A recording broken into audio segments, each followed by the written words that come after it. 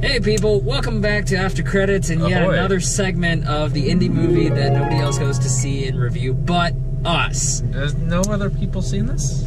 Except for my friend from the Denton Record Chronicle, but that's it. I don't know, all the festival people went and saw this. Yeah. We got out of At Eternity's Gate, the new film from Julian Schanbel?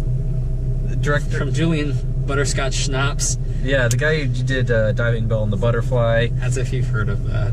It stars Willem Dafoe as Vincent Van Gogh, Rupert Friend is in this, Mads Mikkelsen is in this, Oscar Isaac is in this, Oscar Isaac's mustache is in this, Oscar Isaac's top hat is in this. It's not your traditional biopic. It's kind of scattershot and feverish. But, you know, it's Vincent Van Gogh. Weird. He's kind of a loser. Yeah. Just kind of a loser. He was a loser on his own planet. He's poor, nobody likes his art, and people tell him that, like, straight to his fucking face. Yeah. Like, he sucks. People think he's crazy. He might be. It's a lot. And I kind of love this. I loved it. It was great. It's one of my favorites I've seen all year. It felt to me like a very interesting take on the whole biopic genre, and I thought Willem Dafoe gave one of the best performances I've ever seen from him, which is saying a lot because he's a great actor. I mean, usually I don't like handheld stuff, but for this I felt it really works, especially like I wasn't sure how the handheld stuff would meld with something that's clearly a period piece, but I felt like you got so up close and intimate with everything. When there's a conversation, it's Willem Dafoe is talking like directly to you, or Mads Mikkelsen is talking directly to you. So I felt like I was part of like the experience of the movie, and it was shot beautifully in a way that is different than necessarily something like an Inarritu or a Quran, where it's these big like shots. If you want an example of what good cinematography does, which is, you know, inform and help explain the story, then this is kind of like a masterclass. With these conversations that reminded me of another biopic, Steve Jobs. Yeah. A lot of what Willem Dafoe's Van Gogh is, you start piecing together, okay, like, I can see why the movie is so shaky, and why it's so fast, and why not everything is in focus, and why sometimes the lens goes yellow or blue, and you start piecing this kind of stuff together. Or like the sun will be like blocking out part of the frame or something like that. You start getting why this shit is happening, and it really wouldn't work if you didn't get somebody like Willem Dafoe who can pull off so much. He can be so like a child. Yeah, you need somebody who can be ferocious. You need somebody who can like convey emotion while being silent. I'm sure that there'll be people who like think this movie's pretentious or whatever. The only point where I thought, this is maybe going a little bit... Are you about to say what I think you're about to say? I don't think so. It's the scene fairly early on where he's reading Shakespeare and the girl is talking to him. Oh. And it's like, when he's sort of talking about Shakespeare, he's like, I like that, you know, there's mystery to it. You know, people didn't understand him and stuff like that. And it's like, it risks going in the Darren Aronofsky direction, where the character is clearly a Darren Aronofsky stand-in. Right. Schnabel and his writing partners bring in other characters. That scene that you're talking about, the lady who works at the inn, she is totally not on his level. Yeah. She completely sees art and literature from a different way, and so she's into like modern novels. And I love that Dafoe doesn't play this person as somebody who... He's not an asshole. He's not an egomaniac. He's a guy with his own point of view, and he really has an interest in her. She's like, well, what do you like? And so it came off as a very natural conversation between two people with different viewpoints. It makes so much sense that Willem Dafoe is playing this kind of character, because Willem Dafoe grew up in the kind of improv underground theater in New York with like 7 motherfuckers, and they would just put on plays, and it was very out there. And Dafoe's got this kind of understanding of like, why do you do art? It's because I can't do anything else. His career almost mirrors Van Gogh's in a way, because it's like when you like look at Van Gogh's paintings, you know, the people at the time were like, what the fuck is this? And then you sort of realize their significance later on. It's like when Willem Dafoe, you know, started acting, it's like, we need a weird guy. And then you like now looking back on like his career, it's like, oh, this is like the work of a great actor who's been doing challenging parts, and he can go from, you know, something like Platoon to something like Boondock Saints and be great in both. Clear and Present Danger to Spider-Man. Yeah. To Florida Project. Yeah. To American Psycho, where he's in like 2 scenes, but he's great, you know. Yeah. He's a guy that... To the Great Wall. To the Great Wall! And he's alright in that. I mean, to Aquaman! He's a fucking Aquaman! Oh, Jesus fucking Christ. Willem Dafoe is in 2 movies this year. Oh my god. One of them is like one of the weirdest indie art house movies, and one of them is a $150 million smorgasbord known as fucking Aquaman, where he's teaching Jason Momoa how to use a fucking trident. I mean... And he's probably going to be great in that movie, too. He's the best actor in that movie. He's always been one of those character actors that is never too good for the movies. He genuinely loves what he does and will put everything into it. Yeah. And it's a guy I fucking respect. Yeah. So it makes sense that Willem Dafoe is doing something like this. The one thing I'll slight this movie on is, like, it's a tad too long. Just a little bit. Yeah, I'd say the only scene that I say it really, like... sort of lost my interest was the whole scene when he's in the sort of institution and the prison guy's talking about the key, mostly because the guy had a really thick accent and I couldn't understand like what the fuck he was saying. I like that scene. It's a Lawrence of Arabia moment because the guy's talking about how he knew this girl that had never seen the sun for 12 years, and he's like, imagine if you as a painter were like completely deprived of that thing, and then you just see this gorgeous golden flash into a painting of Van Gogh's, and you're like, whoa. Like, I enjoyed all the stuff with Oscar Isaac a lot. Because Oscar Isaac has this fucking-tastic mustache. He looks like somebody ripped out of the Three Musketeers with his little like hat with the wide brim and the mustache that's thick and then just the goatee, and it's Oscar Isaac, so he's just the coolest motherfucker in the room, even when he's being an asshole. Yeah, it's great. The whole conversation with them on like the side of the street, which was like the second or third scene in the movie, I thought that was awesome. I really liked the one in the little cathedral, the empty cathedral. That was interesting. Just seeing them bounce off each other, especially the scene where they take a piss together. Yeah, which was like, and it's just like the most like bro-y thing ever. They're just sitting there talking about like the meaning of bros. They're talking about like the relationship between like paintings and nature, and they're just taking a piss. I'm like, oh, this is fucking awesome. Yeah. I thought Rupert Friend as Van Gogh's brother was really good. Like the scene in the hospital between the two of them, when they're sort of lying on the bed together. I thought that was really good. It was really sweet. Yeah. And it's a moment that you rarely see in movies where it's dudes cuddling, and it's the cuddle of like, there's genuine love there. Yeah. And that's kind of a moment when I was saying that Dafoe is like a child because he's really nestled in his brother's arms. There's a tenderness to this movie and to Dafoe's performance that I thought was fascinating and warm in it, and made me really appreciate it. And there's a simplicity to it.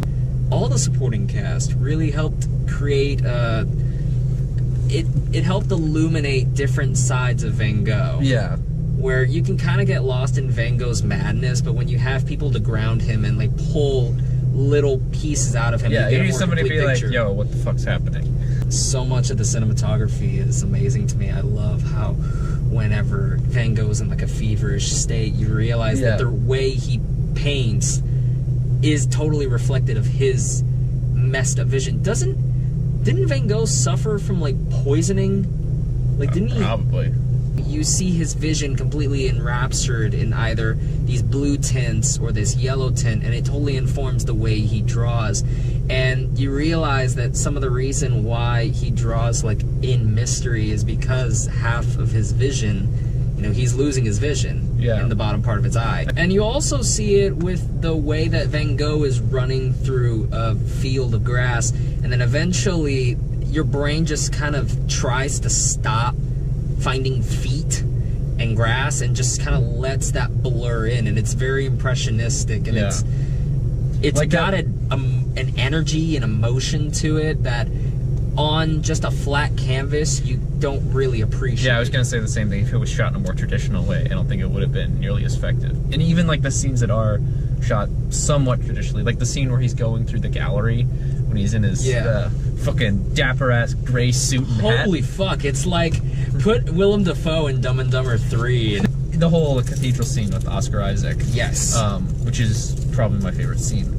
And I love the way this movie will tackle things like anxiety, where the sound design will layer on top of itself. We'll see and hear scenes, and then it'll kind of like cross dissolve with each other, and dialogues repeated. So it very much works in the sense of like how you tend to repeat anxiety to yourself, and it's that kind of perverse twist on what's it called? On what Dafoe says to Isaac, where he's like, "You're repeating yourself." It's fascinating, like in a scene where he's talking to the girl. I think that's his first attempt to try and create something from his own head. Yeah. But he can't express it well, and he comes off forceful. Talking about and the scene where he's talking about Shakespeare, or no, where he's going up to the shepherd girl. Oh, and yeah. he's saying like, "Here, I lie down. I'll paint you." And this is completely in yellow, by the way. Yeah. Which is different from the first time we see it, which would be from like a fairly straightforward color timing. She's not lying the way that he wants her to, so he's trying to forcefully do it, and she's like obviously freaked the fuck out because she has no idea what the fuck he's doing. So it was fascinating to me to see like, oh, like he tried doing it the other way, but he just physically can't get it out. Yeah, and the same thing with the scene where Oscar Isaac's drawing the girl, and then he comes in and he's trying to do it like really fast. But he just can't paint Oscar Isaac's way. But I thought what was really fascinating about that was later in the movie when Van Gogh, you see 3 pictures of that same woman, and it's the same pose. So I'm thinking like, okay, is he looking at his own painting as he's doing it, and just changing things up? Or is he looking at Oscar Isaac's painting? Yeah, you never know. Yeah. And there's a lot of shit to find in here and talk about, and I don't know. I had a really good time. I'm talking about one spoilery image. No. One spoilers! Beware of the spoiler! Spoilers. Final thoughts, scores out 6 stars. There's a time code there.